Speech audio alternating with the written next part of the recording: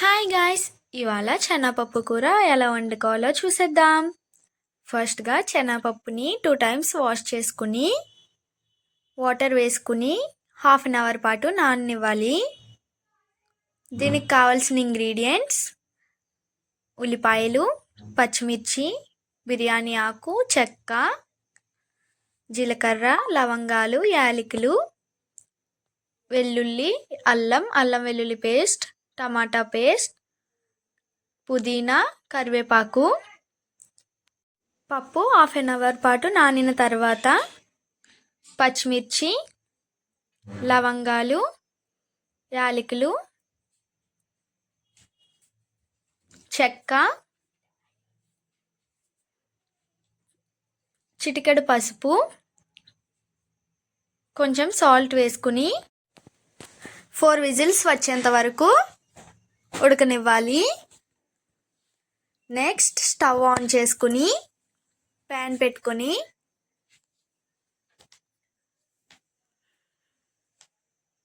కొంచెం ఆయిల్, కొంచెం నెయ్యి వేసుకుని బాగా మరిగిన తర్వాత జీలకర్ర, అల్లం,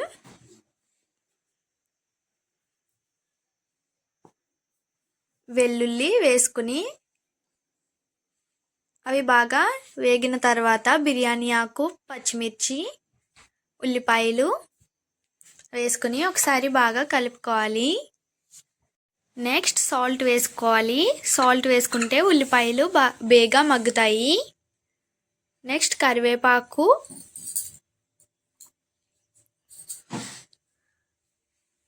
అల్లం వెల్లుల్లి పేస్ట్ వేసుకుని పచ్చివాసన పోయేంత వరకు వేయించుకోవాలి. బాగా వేగిన తర్వాత రుచికి సరిపడినంత కారం వేసుకుని జీలకర్ర పొడి వేసుకుని ఒకసారి బాగా కలుపుకోవాలి.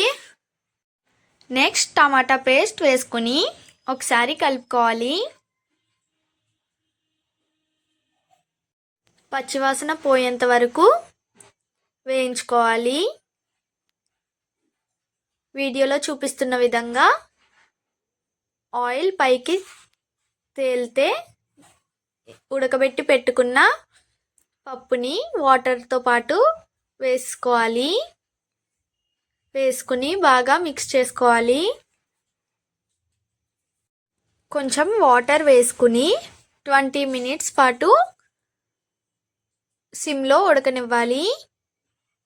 నెక్స్ట్ రుచికి సరిపడినంత సాల్ట్ వేసుకుని పుదీనా వేసుకుంటే కర్రీ రెడీ అయిపోయినట్టే.